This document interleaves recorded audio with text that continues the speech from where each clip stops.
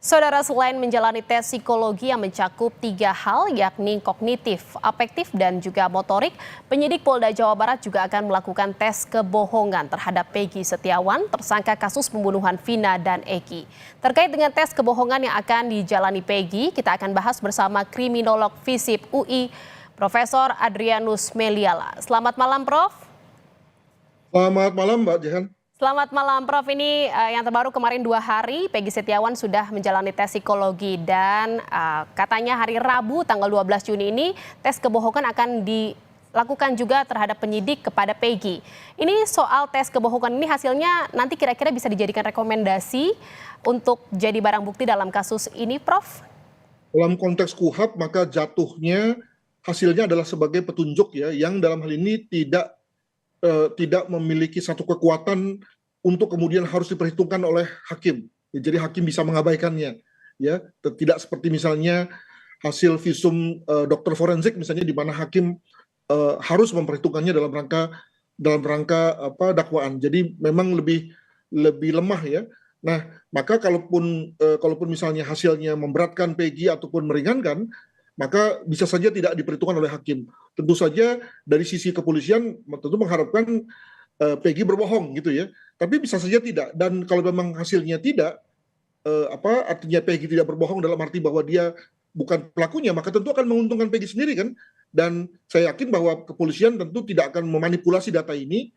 Ya, jadi misalnya datanya mengatakan tidak padahal iya atau iya padahal tidak, tentu polisi tidak akan berani sampai sejauh itu. Dan maka lalu bisa kemudian sampai pada putusan jika kemudian nanti pada saat yang lain juga polisi kekurangan alat bukti yang lain ya, misalnya nanti dalam rangka gelar perkara khusus menghasilkan satu putusan yakni melakukan penangguhan terhadap sebelum kemudian dilakukan SP3 terkait dengan kasus Peggy ini. Bisa saja begitu. Ini menarik, Prof. Tadi Anda sampaikan bahwa memang kalau ternyata tes kebohongannya ini hasilnya adalah Peggy jujur tidak terlibat dalam kasus ini. Apakah bisa berpotensi ini Peggy dibebaskan dan tidak dibatalkan gitu statusnya sebagai tersangka dalam kasus pembunuhan Vina dan Eki? Tentu istilahnya bukan dibebaskan ya, tapi ditangguhkan dan kemudian lalu dilanjutkan dengan SP3.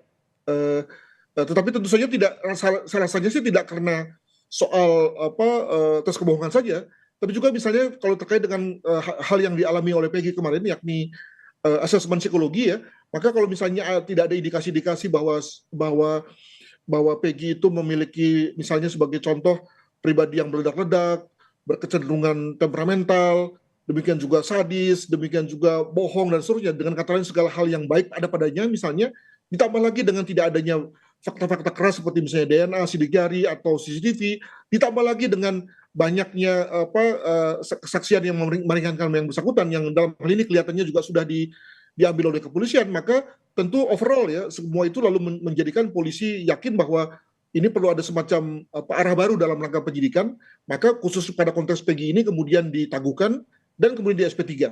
Tentu kasusnya masih tetap terbuka, tapi paling nggak bagi Peggy sendiri kemudian lalu bisa kemudian lalu di-exclude lah sebagai orang yang ditersangkakan. Demikian. Jadi yang paling dekat ini bukan langsung dibebaskan gitu ya, Prof, tapi ditangguhkan terlebih dahulu kasusnya. Jika memang tes kebohongan ini nanti menyebut Peggy ini jujur dan tidak terlibat dalam kasus ini. Makanya menurut saya masyarakat itu harus diajak untuk berpikir positif ya, bahwa tentu sebagai kepolisian dalam rangka mengumpulkan alat bukti itu polisi terbuka. Kemarin misalnya saya dengar polisi mengadakan atau membuka hotline. Itu artinya bahwa semua orang itu boleh mengajukan diri sebagai saksi, demikian juga mengajukan alat-alat bukti yang lain kepada kepolisian. Tentu polisi berada pada posisi menampung baik itu yang meringankan maupun memberatkan, untuk kemudian nanti pada saatnya diadakan gelar perkara khusus, semua alat bukti yang meringankan itu baik itu berupa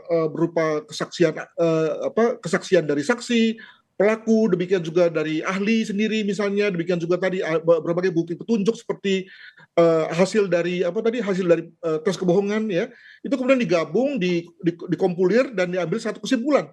Nah, dan saya yakin bahwa polisi akan fair ya. Kenapa fair? Karena kalau misalnya polisi hanya melihat pada yang berat-berat saja gitu ya, tentu akan ditolak oleh jaksa. Demikian juga nanti akan ditolak oleh pengadilan. Maka daripada kemudian berat di pengadilan, maka lebih bagus misalnya polisi akan menangguhkan saja begitu. Jadi menurut saya disitulah lalu kemudian ajangnya. Nggak usah kita kemudian mendengar misalnya ada saksi yang ngomong di luar sana gitu ya, mengenai bahwa saya melihat ini tidak melihat itu. selalu harus bawa ke proses peradilan. Jadi nggak ada guna bagi yang bersangkutan Artinya, ngomong. Prof, artinya tes kebohongan ini efektif ya, Prof, ya dalam pengungkapan kasus ini?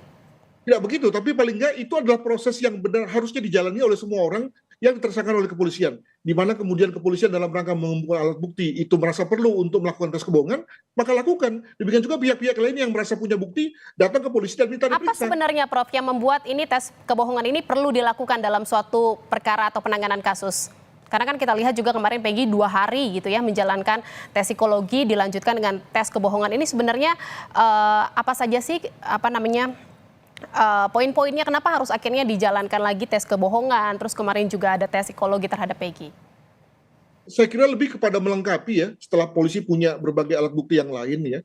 Kenapa demikian? Karena sebetulnya sebaiknya memang tes kebohongan tidak dijadikan sebagai metode andalan. Mengingat ada hal-hal kontroversial yang terkait dengan metode ini ya. Metode ini misalnya ambigu dari sisi penggunaan, ambigu dari sisi interpretasi atas hasil ya, sehingga lalu kemudian bisa menimbulkan debat. Sebagai contoh misalnya bagi orang-orang dengan badan gemuk, dengan badan kurus yang kemudian lalu punya irama jantung, irama darah, ya, tekanan darah yang berbeda, maka tentu akan berpotensi menimbulkan hasil yang berbeda. Demikian juga orang yang terlatih dan tidak terlatih, orang yang sedang misalnya minum obat atau yang susah tidur pada malam harinya, tentu lalu kemudian menampilkan performa denyut jantung, tekanan darah yang berbeda. Nah itu kemudian lalu semua bisa kemudian diinterpretasikan secara salah.